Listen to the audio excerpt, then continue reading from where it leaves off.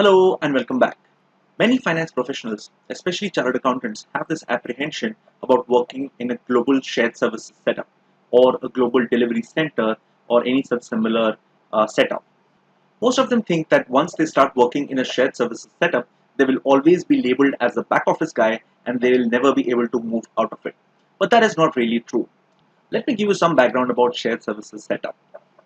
Many European and American companies started to realize that it is more cost effective to outsource the back office and support functions to countries like India, Philippines, and other countries where it can get things done more efficiently and in a cost effective way. Shared services is not a new concept. It has been there for more than 20 years now, and more processes are coming to India. All the shared services centers which were set up a few years ago in India are only growing, and more processes from all other countries across the globe are being brought to India because of good and cost effective talent.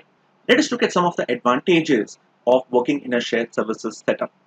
First one is that your role within a shared services setup will not remain stagnant. Don't think about it this way that once you start in the AP function of the setup, for your entire life you will be doing accounts payable. No, your role will evolve, your team will grow, you will be moved from one department to another, and many other things like this keep happening. It's never stagnant on the industry side. The second advantage is that share services is one of the best grounds to get international exposure. You'll get to interact with people from multiple countries, understand about multiple cultures. You will even be exposed to latest technology tools, and if you're lucky, you will be given some assignments abroad, or you will be sent to different countries to transition the process into the Indian shared services setup. The third advantage is that even being within the shared services setup, shared services or any other support function for that matter cannot function in isolation. There will always be interaction with the business side. And if you're lucky, over a period of time, and if there is a right opening at the right time, you will be able to transition from a support function to the business side of things. That possibility cannot entirely be ruled out. I have seen many people like this who first started with the support function, and slowly, because of their skill and knowledge and understanding about the company's operations, they made a transition into the business side of things.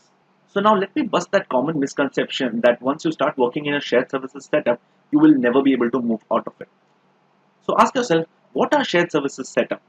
Is it something completely different that they do? No.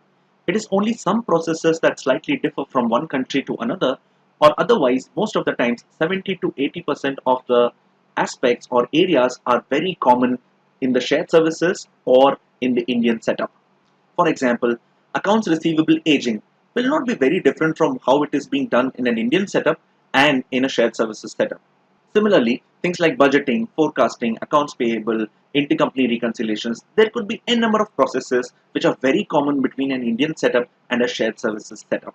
Moreover, I have personally seen people who have worked in shared services setup grow up to the ranks of a CFO or a COO or a CEO, and they have had fantastic careers with global exposure. After working for a few years in a shared services setup, if you really find it difficult to move out of it, then I would share a couple of tips with you. One is that you should pitch for common processes. Identify things which would be common between a shared services setup and an Indian setup. For example, budgeting, forecasting, accounts receivable, aging, AP aging, credit management. There could be some processes like these. You should take support of these functions and transition out of a shared services setup. You can start your career in an Indian setup and again grow into a different profile. Other thing would be that equipping yourself with a further qualification. If there is no other reason for you to move out, then maybe adding yourself with a further qualification like a leadership certification or a management certification can really give you that reason for moving out of a shared services setup. I hope I've addressed your apprehensions. Shared services are a very good learning ground. Please be open-minded to accept roles in them.